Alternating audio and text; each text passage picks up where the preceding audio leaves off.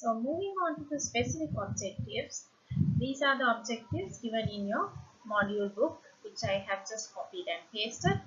But we'll move on to the intermediate objectives for this lecture.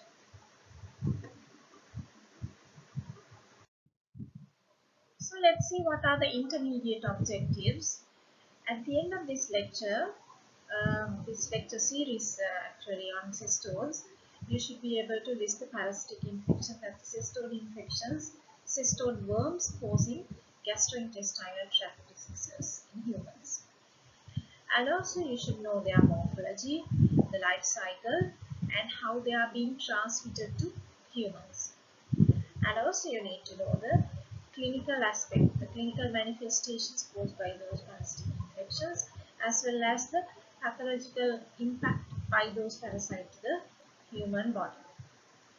In addition, later on you need to know how can you confirm those parasitic infections in the laboratory. Now you first get their history, a clinical examination, they will give you a clue to which parasitic infection this is, and then with the help of laboratory diagnosis, laboratory test, you are going to confirm the diagnosis.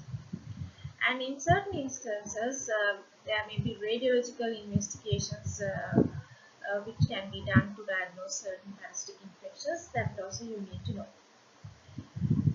Finally, you need to know the principles of management. That means, now here in the lecture, you are going to learn the principles of management, kind of the medical management or the surgical, what kind of management aspects you are going to use to control or treat this patient.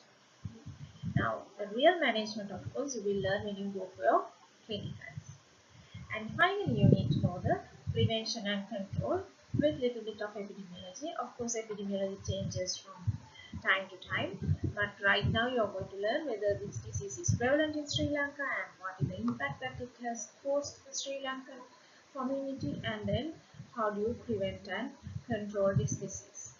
Now, before I move on to the next slide, I would like to say that list is, when you are asked to list something, just name them. No need to go into further details.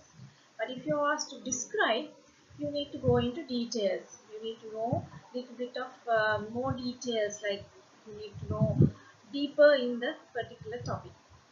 The discusses, on the other hand, is you are discussing the advantages, disadvantages, and different aspects of the particular topic. So those are the three different things that we have used in the intermediate objectives. So you need to know those things separately. This is the lecture outline. First, we'll have a brief idea as to the classification of Taenia solium and Taenia saginata, and then we will move on to the topic per se, that is the two species of cestodes, and there I will tell you about the life cycle, the transmission, the morphological identification of them. Finally, at the end, we will go to the infections caused by the two species of parasites. That is Taeniasis and Cysticercosis. Taeniasis is by the adult stage of the parasite of both species, and Cysticercosis is by the larval stage of the Taenia solium. So this is the classification that you already know. We are actually looking at the Taenia solium and Taenia saginata, which are two species in the order Cyclophilidium in the class Cestode. So let's get started with Taenia solium. Now, Taenia solium parasite lives in has two stages in the life cycle, that is adult and the larvae. So the host that has the adult stage is called the definitive host, and man is an example, and basically the man is the only definitive host for Taenia solium cestode. The intermediate host, there is a variety of intermediate hosts. The important thing to note is that man has become an intermediate host for this parasite as well. So basically the humans can be the definitive host harboring the adult stage, and man also can be the intermediate host harboring the larval stage of the cestode. So the diseases caused by Taenia solium are Taeniasis and Cysticercosis. Taeniasis is the disease caused by the adult stage of the parasite, and Cysticercosis is the larval infection. So moving on to the Taenia saginata. Taenia saginata is commonly called beef tapeworm, and the other definitive host is the human again. Again, man is the only definitive host harboring the adult stage of the Taenia saginata, and the intermediate host is the cattle. And this particular cestode causes only the Taeniasis, that is by the adult stage of the parasite, because we don't become the intermediate host, as you can see in the slide. So now let's look at the life cycle. Now this life cycle is common to Taenia solium and saginata. So basically it's not that the two have sharing the life cycle, but this life cycle image has been drawn so that it explains both the life cycle of saginata and solium to both species.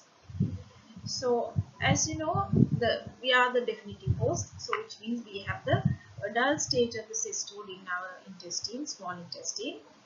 And when the worm, the cestode, is gravid, when it has eggs, either the whole gravid proglottids can come out along with the eggs, that is the proglottids containing eggs can come out in the feces, or the proglottid can get disintegrated inside the small intestine so that the eggs are released directly to the feces and they come out in the feces. Now these will remain in the environment.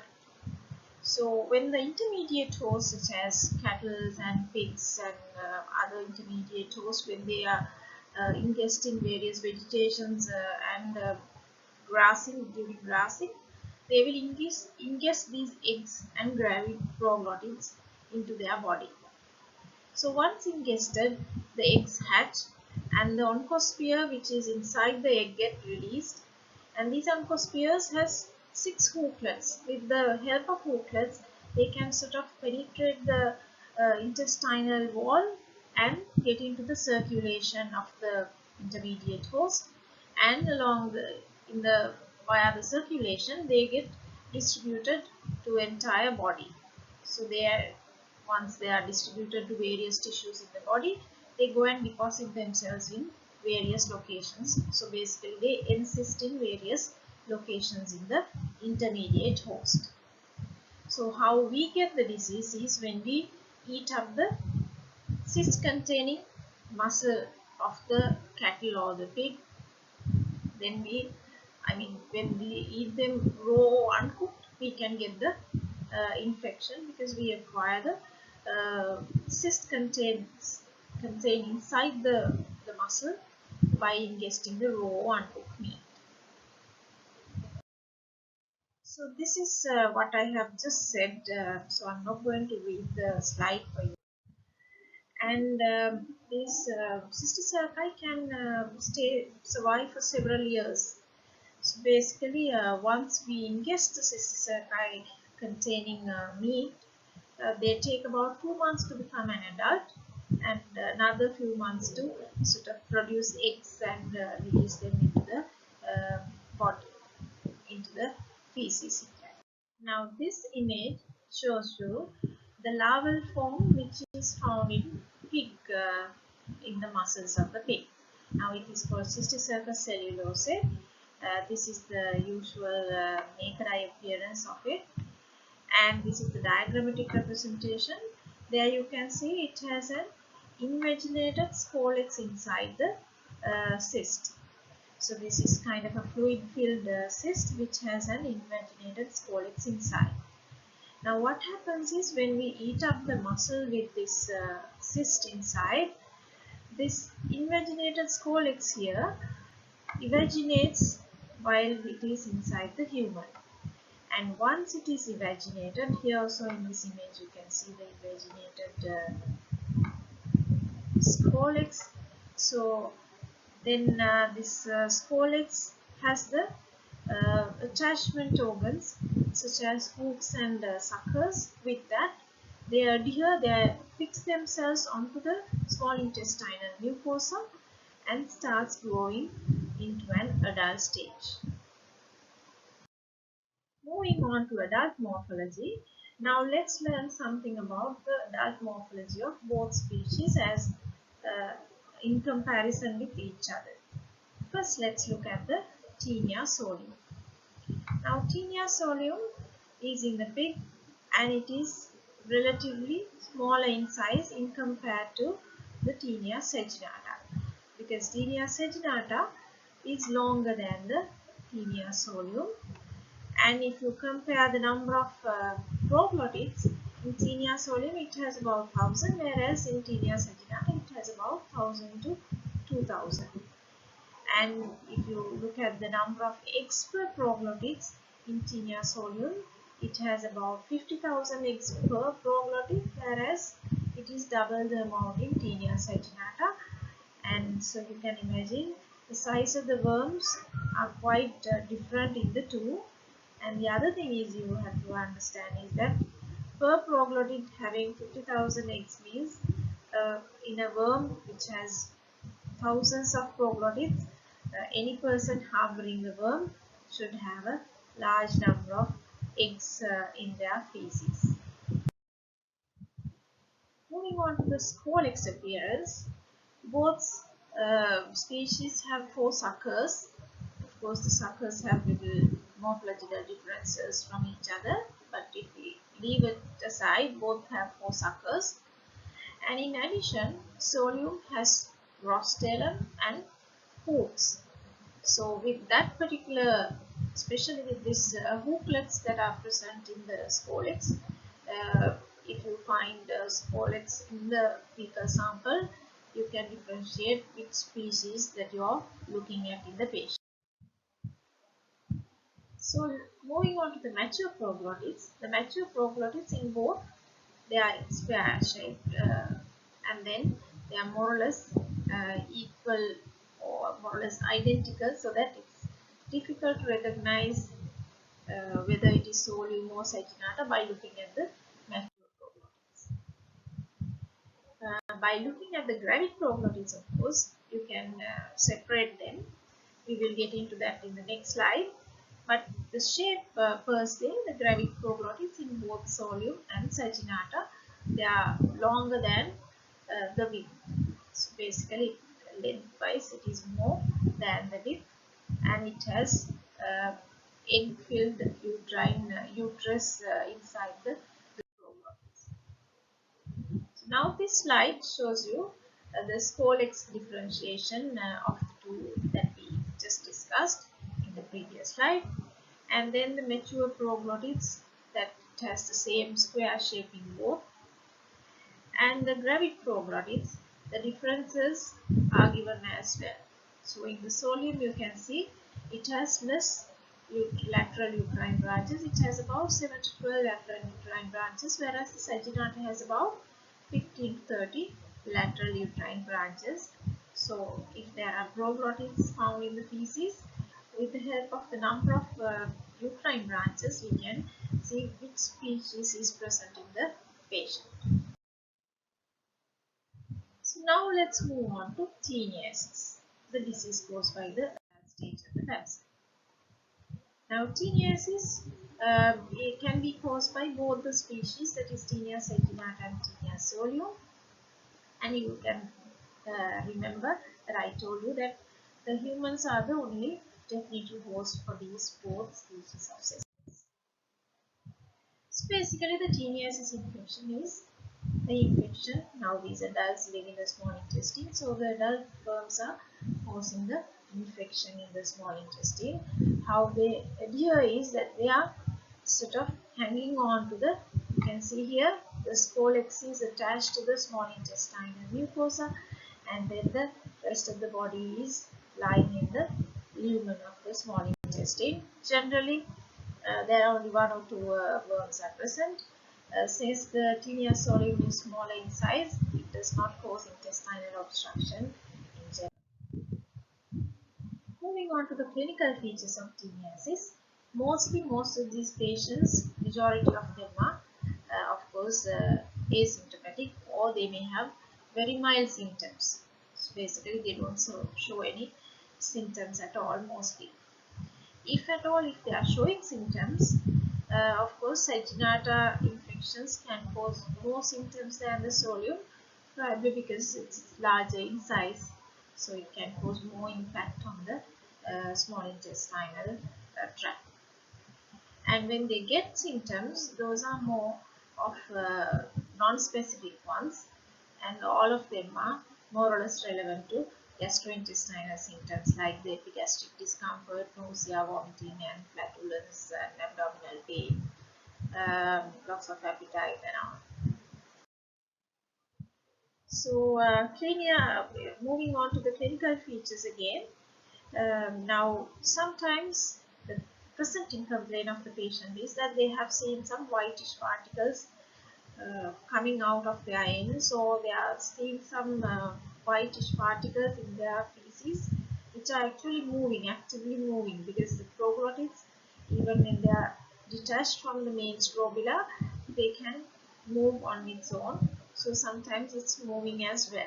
So patients come and say this. And let's move on to the laboratory diagnosis. Now, Taeniasis is diagnosed by detecting eggs and proglottids in the fecal sample. I said the humans are the definitive host, so we have the adult stage in the intestine, small intestine. So the gravid proglottids and the eggs can come out in the feces. So if you take a fecal sample and examine, you should be able to identify the eggs and proglottids present in the fecal matter. And these eggs and proglottids generally are not released to the feces till about 2 to 3 months after the adult infection is settled in, and the frequency of passage may not be unique. I mean, it's not constant every time, so you need to take about 3 samples on different days to identify that the patient is having a Taenia infection. And in addition, I told you, if you get mature proglottids, you may not be able to say which species that is, but if you get gravid proglottids based on the lateral uterine branches, we can say which is which. And also, I mean, it's unlikely that the scolex come out of the feces, but if it does, then the scolex also has differences. But as you know, scolex is fixed onto the intestine, so unless you treat the patient or unless the worm dies, it doesn't come out of the feces. Now, this is treatment of Taeniasis. The treatment is generally praziquantel, the drug called praziquantel, which is given orally, but the availability in Sri Lanka is a query. Most of the time this is not available. So the alternative drug, which is the niclosamide, is being used for treatment, but the ideal treatment would have been Taeniasis, would have been praziquantel. So once the patient is given treatment, after treatment, the feces should be collected for 3 days to make sure that the worm is coming out. Especially, actually, we need to look for the scolex, but it's hard because I told you, even though the worm can be seen, the scolex is quite small. So finding it in the sample of feces is not so easy.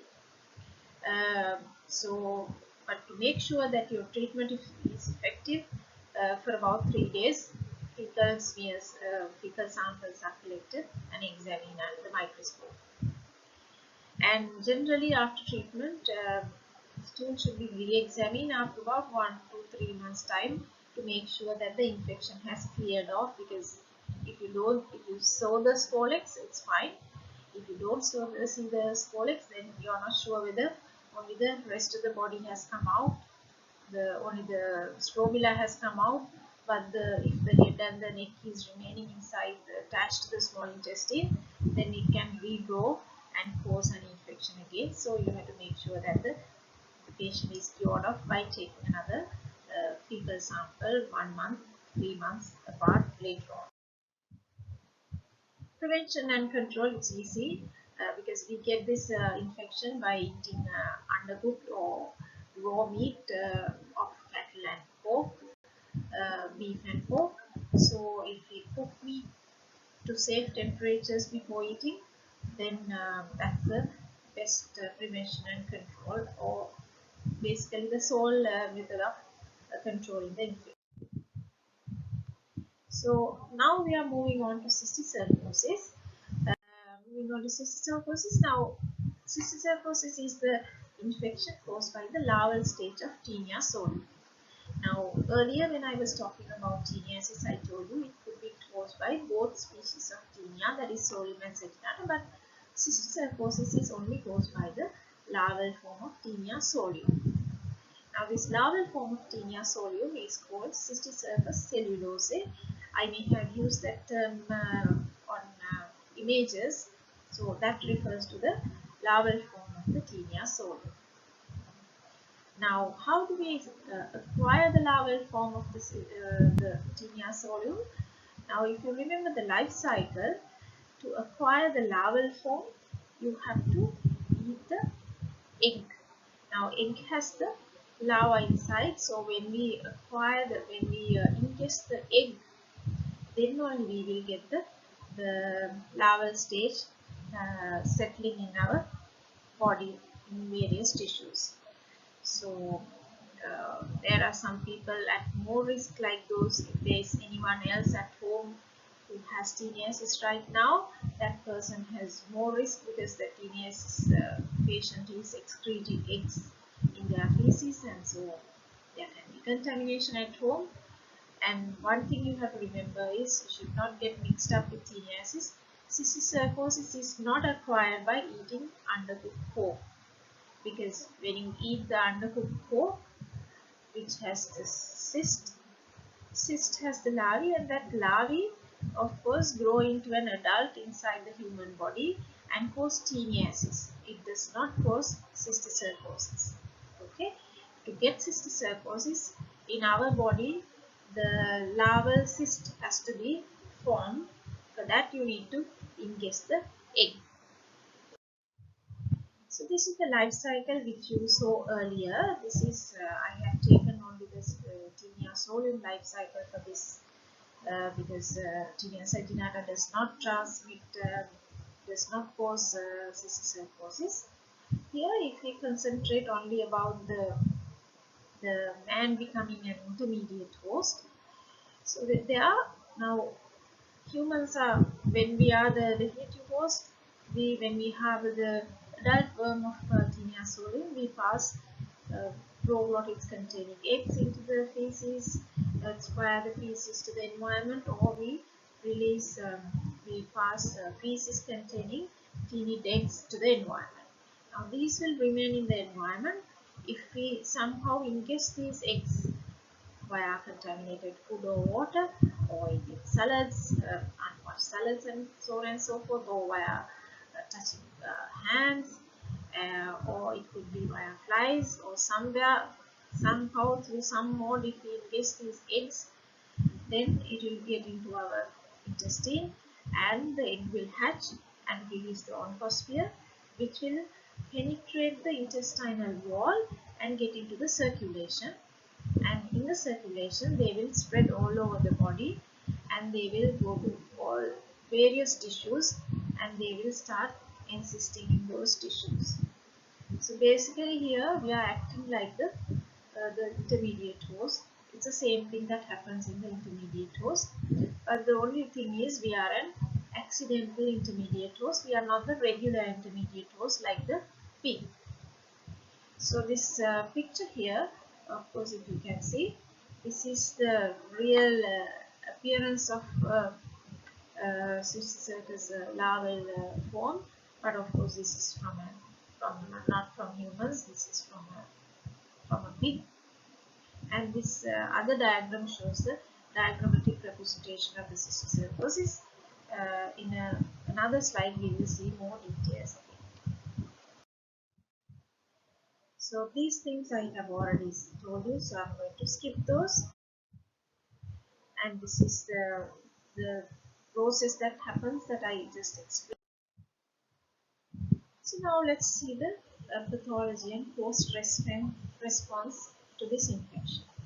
Now generally the number of cysts may vary from 1 to 1000, and when there are small number of cysts in the tissues, there is not much of post reaction. But see now, we ingest the egg and they start growing to the full size of the, they start insisting when they are initially growing. This developing cysticerci acts like a slow growing mass, so it can cause pressure atrophy in tissues wherever they are located.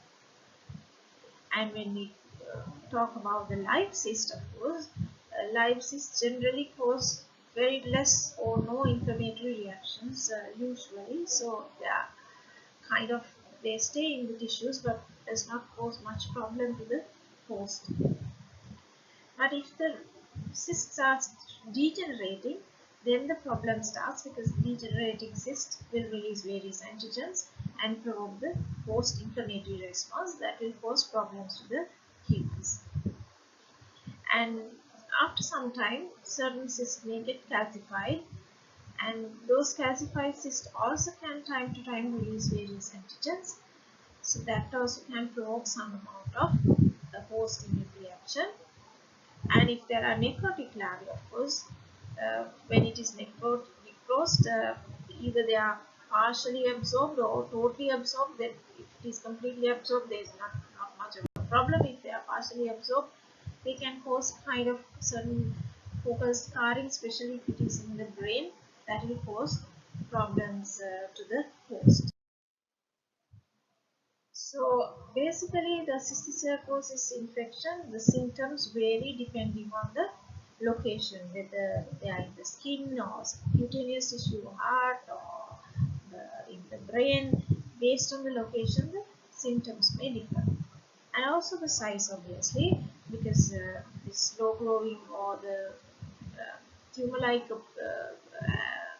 slow growing tumor-like impact can only be relative to the size, and then the number, and of course, as I described earlier, the stage, whether they are viable ones, the live ones, or degenerating ones, or calcifying ones, or growing ones. So the symptoms depend on the post-inflammatory response to these ones. So typically the size of these cysts may vary from half a centimeter to 1.5 centimeters, or even it can reach up to the size of 5 centimeter. And generally the skeletal muscles are the commonest site to locate these. I mean, see these cysticercosis infection. And central nervous system infection is called Neuroscissor and that is of course very important because it can cause seizures, especially late onset epilepsy. One of the reasons, one of the etiological reasons is Neuroscissor. Okay. And then it can also be found in eyes, skin, or heart. Now, when it comes to the CNS system, the Neuroscissor, it could be either in the parenchyma or it could be located in the extraparenchymal. So the clinical features, as I said, differs based on the based on the number, size, and the stage. So even in the brain, it is the same. Now, generally, it causes. If it is small or small number, it may not cause any symptoms. But if it is causing problems, it will be manifested as seizures, headache, confusion, those kind of non-specific CNS clinical manifestations. But based on the location, the patient may have either the difficulty with balance or maybe some other cranial nerve abnormalities. It depends on the site, of course, as you can understand. So now this is a list of clinical manifestations that can be seen in a Neuroscissor patient, but not all of these can happen in one patient. The different combination can happen based on the location, size, and the stage of the cyst. This is a picture showing the cyst in the muscles.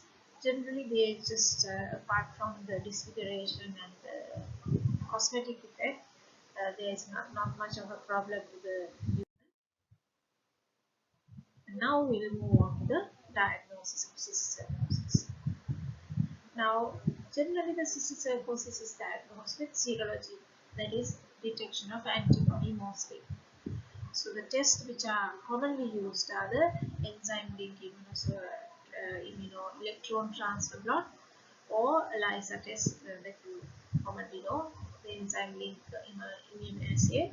The samples used are the blood, even the CSF can be used. Generally, the serology is combined with imaging techniques, radiological investigations like CT or MRI, and if there are tissues which are being removed at surgery, then by histology through microscopy of the stain smears, we can demonstrate larval cyst inside the tissue sections too. So this is such a human brain tissue section showing cysticercosis. In the first one, you can see the scolex shown with an arrow, and this is the bladder wall showing here using the dots, and the same thing I have given you in increasing magnifications to see the appearance clearly. So the management of cysticercosis, the most important is managing the neurological complications, not managing the parasitic aspect. So if it is neuroscissor then relevant symptoms should be managed accordingly. For example, if patient may need anticonvulsant therapy, or he may need corticosteroids if patient has edema. So basically, it is relevant to the symptoms or the clinical manifestations that they have. And anti-emetic treatment, of course, if it is indicated, must be administered with caution. Now, I told you, when the cyst disintegrate, it triggers the host immune reaction, so it can sort of make the thing worse. So we don't want to provoke the inflammatory response and exaggerate the symptoms that the patient is having. So if at all anti-emetic treatment is being given, it has to be given along with the steroid. So if you have any questions, since you can't ask here, you may, when you meet me, you can ask any questions if you have any, or you may discuss these things at the tutorial classes that we have. Thank you.